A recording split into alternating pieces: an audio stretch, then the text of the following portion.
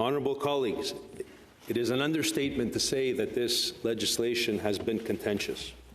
So I'd like to start on a positive note by pointing out two things on which I think it is fair to say we all agree. That the Broadcasting Act is in desperate need of modernization, and that Canada has a rich culture and incredible talent pool of artists who should be shared with the world.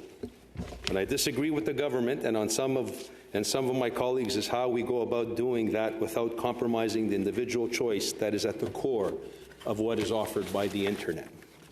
The online world is known as low to no barrier for creators and storytellers and consumers. That's what makes it so great.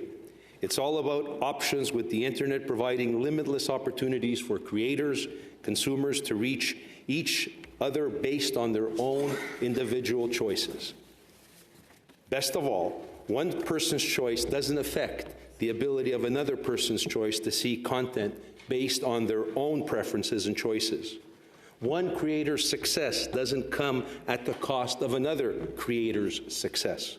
That's the difference between the Internet versus traditional broadcasting, and is perhaps the thing that us boomers are having the most difficulty wrapping our heads and hearts around. That's the overarching problem with this legislation. The government and the bureaucrats who wrote the bill, and quite frankly, many of us in this chamber, continue to wrongly treat the Internet as a form of broadcasting. It is far from that, and it's imperative in the context of our work here that we understand the difference. Instead of modernizing the Broadcasting Act in a meaningful way to address the realities of the digital world, what this legislation is actually doing is ignoring the realities of the digital age and seeking corrective action to the problems that no longer exist. What C11 does is put limits and barriers back in a place and perpetuates a system of picking winners and losers by dictating based on factors other than individual user preference and choices, what Canadians should post and what Canadians will see. I'm not out to lunch to say that it's the entire point of this bill. This legislation will affect what pops up in the feeds of Canadian users, all of us. It's the entire foundation of the bill. The government has clearly stated that as its objective and goal. Everyone in this chamber who has spoken in favor of it has acknowledged that's the point of this legislation.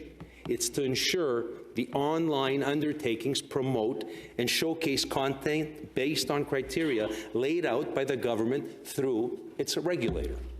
Instead of consumers deciding what shows up in their feeds, it will be decided by government, by bureaucrats at the CRTC, and by other gatekeepers who don't want to lose their grip on their power to pick winners and losers under what we've acknowledged is an antiquated structure and is failing. In so doing, we will be taking the industries in which Canadian creators are currently thriving, and we will be dragging them back. And the question is why? If you truly believe, colleagues, like Senator Dawson claims to believe, the Canadian stories, Canadian culture, Canadian music, Canadian creators are in need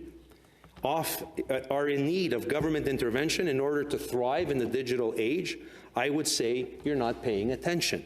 In CanCon, if this is really about foreign streamers paying their fair share and investing in Canada, the money they make off the Canadian marketplace, why is it that the millions of dollars that a foreign production of streaming company is willing to invest in telling a Canadian story and employing in Canadian artists, writers, actors, producers, editors, camera people, audio techs is not good enough unless they also have hand-on ownership of the product? At the end of the day, isn't it great that foreign investors from California, from Paris, from London want to come to Canada and invest in Canadian culture? Isn't that an impetus? Isn't that a success story that we need to build on? This is notwithstanding the money they're often pouring into our economy in Canadian towns and cities. How many of our cities and regions of the countries have seen direct profits because of the movie industry that's just booming? Documentaries, films, productions of all sorts right across this country. Not to mention the tourist benefits, because the exposure that certain regions of our country are getting right across the globe. This isn't about protecting or promoting Canadian culture and Canadian artists. This is about protecting the big broadcasters in Canada. Colleagues, let's be honest, this is what it is. And if we haven't caught on, it's time to catch on.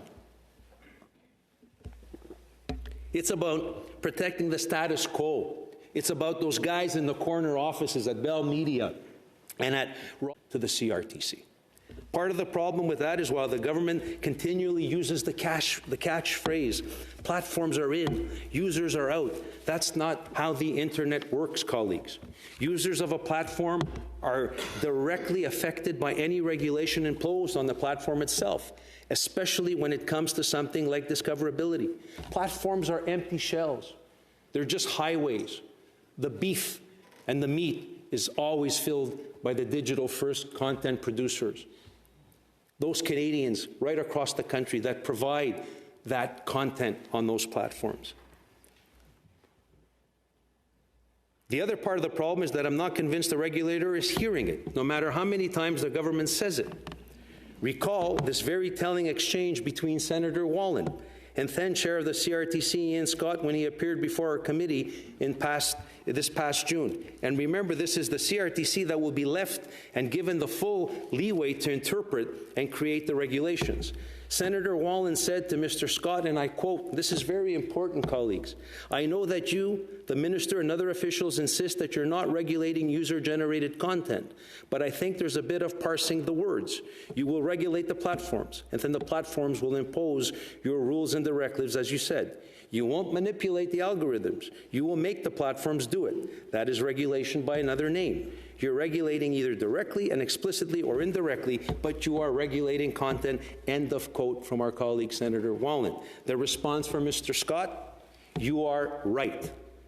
This has become an absolutely pivotal issue as supporters of the bill attempt to defend a provision in the legislation that clearly has much broader implications than they want us to believe that it does. Mr. Scott wasn't alone in his interpretation, by the way. Another of the former chairs, Mr. Conrad van Finkenstein, said it. Even when Mr. Scott and other CRTC officials appeared before the committee a second time at the end of our study, they were not able to assure us that they can enforce discoverability requirements on online platforms without those platforms having to manipulate their algorithms. Lest there be any doubt that the government and the CRTC understand exactly what they are saying here and what it will mean in practice, allow me to further quote Mr. Scott during his testimony before our Senate committee. Quote, "I'll give you a simple example. Instead of saying, and the Act precludes this, we will make changes to your algorithms as many European countries are contemplating doing, instead we will say, this is the outcome we want. We want Canadians to find Canadian music. How best to do it? How will you do it? I don't want to manipulate your algorithm. I want you to manipulate it to produce a particular outcome." End of quote. That's the CRTC chair. Let me repeat that last part. I don't want to manipulate your algorithm. I want you to manipulate your algorithm to produce a particular outcome. Mr. Scott is saying that this legislation allows him to say to the platforms, we, the government, won't manipulate your algorithms, we'll just make you do it for us. Colleagues, this is serious. He's acknowledging that although there is text in the bill that says the regulator can't force a platform to employ algorithm manipulation, you see a way around it for the regulator. In court, we would call that a clear and recorded admission of watched and what your preferences are. What the government wants to do with C11 is make sure that the content that gets higher placement in your feed, in your suggested videos, for example, is based on whether they think it counts as Canadian culture or Canadian storytelling or whatever they think and they deem to be appropriate or a priority. It's one thing for the government and parliamentarians to say that we should make sure that Canadian culture and storytelling is available, or even to say that we want to make sure that Canadians are exposed to it. It's quite another thing to legislate and force it down people's throats. And we are dangerously close to doing just that in this bill in order to achieve a government's idea of what is or isn't acceptable content under the guise of cultural sovereignty and Canadian storytelling. As Senator Richards said in his remarks earlier this week, it's censorship passing itself off the government, nor should there be. I know, Senator Melville-Deschênes, you mentioned that you don't know if perhaps any algorithm is influenced by a partnership between an advertiser and a platform. So what if it is? So what? It happens all the time in retail, and it happens in traditional broadcasting and cultural events. As a matter of fact, is it any different than when the government's sponsoring content or providing subsidies? Is it different? It's not. With this legislation written the way it is, an arm of the government would be compelling platforms to change the way they do business to retain customers. And we're also interfering with the business of Canadian digital creators, and we are interfering or air talent accordingly. Most legislators wouldn't dream of advocating that level of interference in private sector marketing. Yet that is exactly what we're considering in this bill. Why would we do that? And why do we continue to impugn the motives of these companies? Why do we assume nefarious motivations on the part of these platforms when it comes to the conduct of their business that we wouldn't assume of other businesses like radio stations or bookstores, or for that matter, we're not supposed to assume on the part of government? You said it yourself, Senator. Unlike me, you don't place blind trust in the free market. And unlike you, I don't place blind trust in the government. I'm sorry. That's where we differ. Ultimately, I'm in favor of placing greater trust in users of these platforms to know what they want to watch and listen or to promote. I have faith in Canadians to make the choices that they want. I believe in choice, and to judge for themselves where platforms are meeting those needs. It's an argument in favor of consumer we'll be focusing on. In closing, before I get to my amendment, I just want to say that the Canadian entertainment and creative industries are thriving. It's the antiquated system of delivery and certainly funding that's on life support, and so too should the old regulatory system. It's a system that worked well once upon a time to varying degrees because it was designed for conventional broadcasting that mainly stopped at our national borders. But it has served this purpose, and its time and usefulness has come and gone. It is certainly not needed when it comes to digital creators and user-generated content. The creators themselves are telling us that. They're begging us not to force the old regulatory regime on them. They're showing us that unlike under conventional broadcasting, they don't need us. What they need us is to stay out of their way and for government to stay out of their way. They're imploring us to look at their success and to acknowledge that this success is a result of producing quality, interesting, innovative content that people see and want to hear. If we leave discoverability in this bill, we are saying that we don't think Canadian creators are capable of doing it on their own. We are saying that we don't think that what they produce is all that interesting on its own, and that it won't succeed without our intervention, especially marginalized and underrepresented creators like Indigenous and BIPOC and Francophone artists and creators. Frankly, it's not only disheartening to these creators, it's extremely paternalistic. If the goal is, as the government states, to remove barriers and ensure promotion and discoverability for underrepresented creators, the answer is simple. Don't put barriers where there are currently none. And do not leave it to the government or the gatekeepers to decide whose content Canadians should be consuming and what content. As stated in the Financial Post editorial recently, and I quote, "If government bureaucrats get to choose what content to push on Canadians, there's a real risk the government will be tempted to use its filtering powers to silence it by the public." I am moving this amendment to Bill C11 in one more attempt and a last-ditch effort to protect the right of Canadians to determine what they post and what they see online. It will remove for online platforms the threat of having the government or the CRTC dictate their algorithms should be or what content should be prioritized while making other content less discoverable.